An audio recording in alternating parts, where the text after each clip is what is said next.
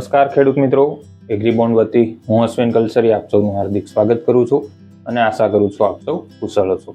હવે આજે આપણે તમારો સવાલ અમારો જવાબ નામના સિરીઝમાં ખાસ ઘણા ખેડૂત મિત્રોના જે હમણાં થોડા સમયથી પ્રશ્નો આવી રહ્યા હતા કે ઉનાળુ તલ વિશેની માહિતી, હવે ઉનાળુ પાક વિશે ધીમે ધીમે ખેડૂત મિત્રોની માહિતી માટે પ્રશ્નો આવી રહ્યા છે। અલગ અલગ પાક વિશે શું ક્યારે વાવેતર કરવું, ખાસ તો બીજ દર શું રાખવો, માવજત શું આપવી શરૂઆતમાં, પાયાનું ખાતર અને પિયત, આવા નાના મોટા પ્રશ્નો હાલ આપણને પૂછો પ્રશ્ન વિભાગમાં સૌથી વધુ જોવા મળે છે। અને હાલ જે સૌથી વધુ હતો એ તલ વિશે હતો કે ભાઈ ઉનાળુ તલ માટે શું કરવું જોઈએ। તો ખાસ આજના વિડીયોમાં આપણે એની વિશે સંપૂર્ણ માહિતી મેળવશું। શું વાવણી વાવેતરમાં શું શું ધ્યાન રાખવું, કઈ કઈ માવજત કરવી અને કઈ વસ્તુનો ઉપયોગ કરવો।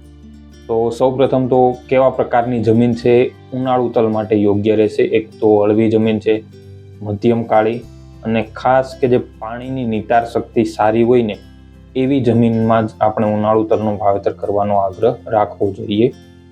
આ સિવાય ખાસ કે જ્યારે પણ તમે તલનું વાવેતર કરો છો તો જે ક્યારા બનાવો છો એ નાના અને સમતલ રાખવા। એવું ના બને કે આગળથી સમતલ છે, પાછળની બાજુ થોડો ઢાળ પડે છે, કારણ કે જ્યારે તમે પિયત આપશો તો બધું પાણી ત્યાં ભરાઈ રહેશે, જેના કારણે છોડનો ઉગાવો છે એમાં પ્રશ્ન આવશે। આ સાથે જો છોડ ઉગી જશે તો બળી જશે, એના પ્રશ્નો આવશે। એટલા માટે ખાસ ક્યારા નાના અને સમતલ રાખવા। અને સૌથી અગત્યનો સમય શું છે વાવેતરનો, કારણ કે અત્યારે અમને જે પૂછો પ્રશ્નમાં પ્રશ્ન આવ્યા છે સૌથી વધુ એ બાબતના છે કે તલનું વાવેતર ક્યારે કરવું ઉનાળામાં। તો ખાસ જે દરિયાકાંઠાનો વિસ્તાર છે, જેમ કે આપણે ભાવનગર બેટ પાસેનો વિસ્તાર લઈએ કે જે દરિયાકાંઠાના ગામડાઓ છે વધારે કે જે ઉનાળુ તલનું વાવેતર કરતા હોય છે, તો એ લોકોએ ફેબ્રુઆરી મહિનાના બીજા અઠવાડિયામાં, એટલે કે આ ફેબ્રુઆરી મહિનો ચાલી રહ્યો છે અને બીજા અઠવાડિયાની અંદર જ, એટલે કે આ અઠવાડિયા અથવા તો આવતા અઠવાડિયા સુધીમાં વાવેતર કરી દેવું જોઈએ। આ સાથે એ સિવાયના જે અંતરાળ ગામડાઓ છે કે અંતરાળ વિસ્તાર છે, દરિયાકાંઠા સિવાયનો ભાગ છે, ત્યાં ફેબ્રુઆરીના ત્રીજા અઠવાડિયા સુધી તમે વાવેતર કરી શકો છો। તો ખાસ ફેબ્રુઆરીના બીજા અઠવાડિયાથી ત્રીજા અઠવાડિયાની અંદર જ તમારે આપણે તલનું વાવેતર કરી દેવું જોઈએ। હવે બીજનું પ્રમાણ, બીજનો દર કેટલો એક વીઘે રાખવો, આ પહેલા જણાવી દઉં। જે વેરાયટી છે ખાસ કરીને ગુજરાત 5 જે તલ આવે છે એ સેગમેન્ટમાં તમને જો વેરાયટીઓ મળતી હોય માર્કેટમાં, એની પસંદગી કરવાનો આગ્રહ રાખવો।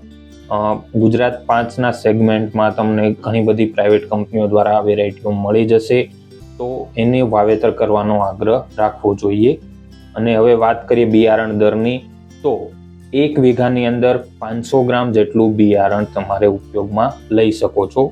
વધઘટ થઈ શકે છે, એ તમારા જમીનના માપ પર આધાર રાખે છે કે 16 ગુઠે વીઘો છે કે કઈ રીતના, અને તમે કઈ રીતના વાવેતર કરો છો એના ઉપર આધાર રાખે છે। કારણ કે વાવેતર ઓટોમેટિક વાવણિયાથી પણ ઘણા લોકો કરે છે, ઘણા લોકો પૂખીને પણ કરે છે, તો આ બંનેમાં બિયારણ દર થોડો ઉપર નીચે થવાની સંભાવનાઓ છે, પણ 500 ગ્રામ 1 વીઘે સફિશિયન્ટ એટલે કે પૂરતું છે।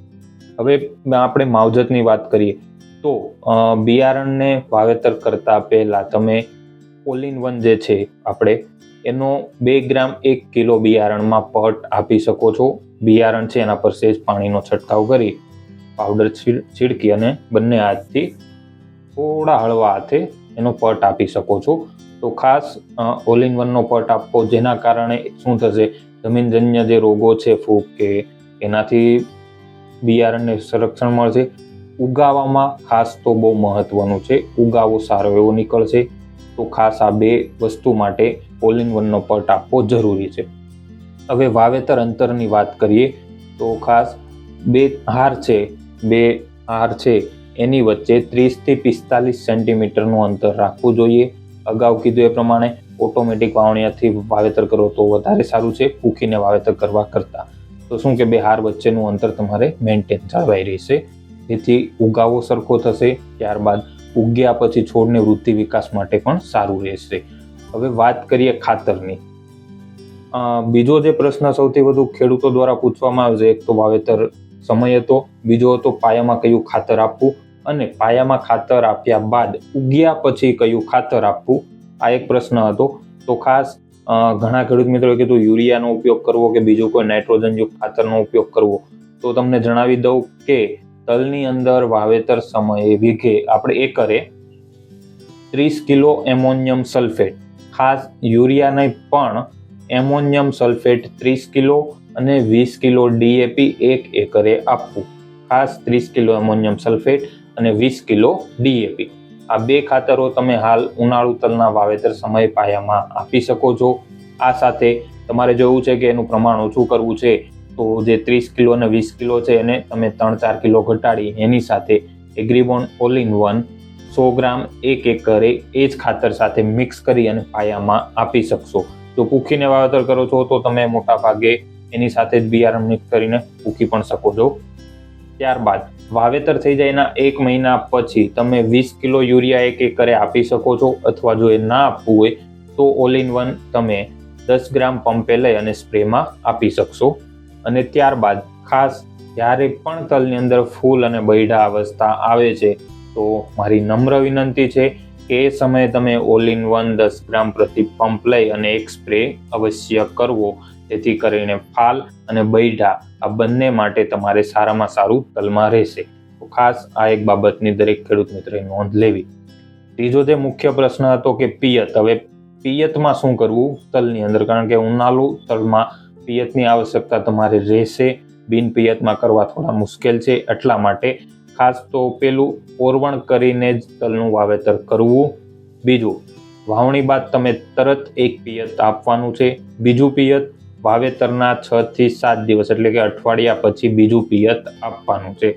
ત્રીજું પિયત જે છે એ તમારું છોડ જ્યારે 4 થી 5 પાંદડાનો તલનો છોડ થઈ જાય ત્યારે તમારે ત્રીજું પિયત આપવાનું છે. અને ત્યાર પછી દરેક પિયત જે છે બાકીના એ તમારે 8 થી 10 દિવસના ગાળે જમીનની કેવી પરિસ્થિતિ છે એના આધારે તમારે આપવાના છે. અને વાત કરીએ તો તલની અંદર કુલ 8 થી 10 પિયતની જરૂરિયાત રહેતી હોય છે, તો 8 થી 10 પિયતનું આ રીતે વ્યવસ્થાપન કરવું. હવે લાસ્ટ પારવણીનો એક ઓપ્શન છે કે વાવેતરના 10 થી 15 દિવસ પછી 2 છોડ વચ્ચે છે ને એક આંગળ એટલે કે 10 સેન્ટીમીટર જેટલું અંતર રહે એવી રીતના પારવણી કરી દેવી. કારણ કે એનાથી શું ફાયદો થશે, એક તો છોડ છે ને ઉગવા માટે સારો એવો વિસ્તાર મળી જશે, સારો વિસ્તાર મળશે ઉગવા માટે, સારો એવો અવકાશ મળી રહેશે, તો એનો જે પ્રકાશ જોવે છે પિયત એ બધું સારી રીતના મેળવી શકશે. સાથે જ ફાયદો એ થશે કે જે બૈડા અને ફૂલ છે એ વધુ બેસશે. ઘણા ખેડૂત મિત્રોનો પ્રશ્ન આવતો હોય કે બૈડા અને ફૂલ ઓછા બેસે છે, તો ખાસ 10 થી 15 દિવસનો છોડ થાય ત્યારે પારવણી કરી નાખવી, જેથી કરીને બૈડા અને ફૂલ વધુ બેસી શકે. તો હાલ ઉનાળુ તલ માટેની આ ખાસ અમુક વાતો હતી કે જે તમારે વાવેતર માટે ખાસ ધ્યાનમાં રાખવી જોઈએ. તો દરેક ખેડૂત મિત્રો આ બાબતને ખૂબ જ ધ્યાનમાં રાખે. અને ખાસ નોંધ, વહેલું વાવેતર કરતા ખેડૂત મિત્રો માટે ખાસ કે ભાઈ ઠંડીનું પ્રમાણ વધારે હોય તો વાવેતર ના કરતા, કારણ કે આવું થશે તો શું કે ઉગવામાં બહુ પ્રશ્ન આવશે, અને જો છોડ ઉગી પણ ગયો તો એનો વૃદ્ધિ વિકાસ છે એ બહુ ધીમો થશે. અને મોડું વાવેતરમાં પણ ખાસ ધ્યાન રાખવું, કારણ કે મોડું વાવેતર કરશો તો ચોમાસું છે એ આંબી શકે છે અને જેના કારણે વરસાદની અસરથી પાકને નુકસાન થશે. આ સાથે જ તમારો જે ચોમાસું પાક છે, ખરીફ આપણે જે પાક છે એ તમારો લેટ એટલે કે મોડું વાવેતર એનું થશે. એટલે માટે વહેલા અને મોડા વાવેતરમાં પણ ખાસ ખેડૂત મિત્રો એક ધ્યાન રાખે. હાલ પૂરતી આટલું જ. ફરીથી મળશું એક નવા પ્રશ્ન સાથે. અને બીજા કયા ઉનાળુ પાક વિશે તમારે માહિતી જોતી છે, કયા પાકમાં મુખ્ય મુદ્દો તમારે કયો પસંદ કરવો છે, કે ભાઈ પાયાના ખાતર માટે, પિયત માટે કે વાવેતર માટે શું કાળજી રાખવી, બિયારણ દરમાં, તો કયા મુદ્દા પર તમારે વધુ કયા પાકમાં જરૂર છે, આની આપણે પૂછો પ્રશ્નમાં અવશ્ય તમે જણાવજો, જેના પર આપણે આવતા વિડીયોમાં ચર્ચા કરીશું. ધન્યવાદ.